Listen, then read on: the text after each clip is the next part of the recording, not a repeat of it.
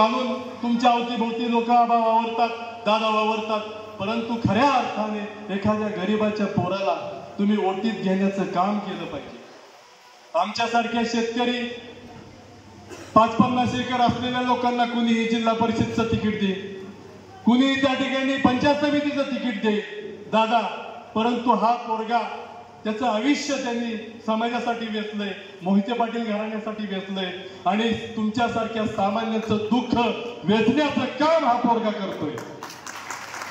तर या पोराला सुद्धा भविष्यात राजकारणात मोहिते पाटील घराण्याला सुद्धा विनंती करेल, आता तुम्ही खासदार झाला, मंत्री होता, अनेक आमच्यासारखी लोक तुम्हाला चिटकतील, परंतु खरंच मनापासून हृदयापासून मोहिते पाटलांना हृदयात खांद्यावर घेऊन नाचणारा हा पोरगा त्या ठिकाणी राजकारणात सुद्धा पुढे गेला पाहिजे ही अपेक्षा व्यक्त करतो।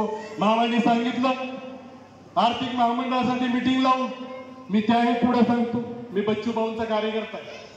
आर्थिक महामंडळासाठी दादा मीटिंग नाही लागली तर बच्चू भाऊंच्या माध्यमातून त्या ठिकाणी मंत्रालय ताब्यात घेण्याचं काम सुद्धा लोहार समाजासाठी आम्ही करू। प्रहारचं काम आपल्याला माहित आहे, जर देत नसतील तर हिसकावून घेण्याचं काम हे प्रहार करतं।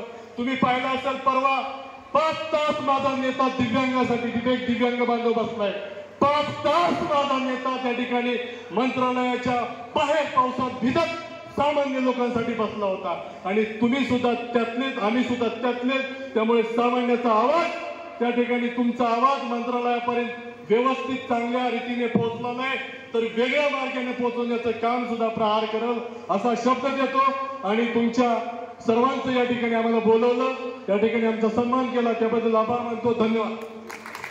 धन्यवाद पाटील। प्रहारचा आवाज आजही असा जिवंत आहे, दिव्यांगांसाठी आपण काम करता, आपल्याला मानाचा सलाम आहे। पहिला मंडळी तरुण सहकारी आजचा कार्यक्रम होतो, मोहिते पाटील आले, पण मी अभिमानाने सांगतो 6 ते 7 साखर कारखाने बंद पडलेला साखर कारखाना कोणी चालू करायचा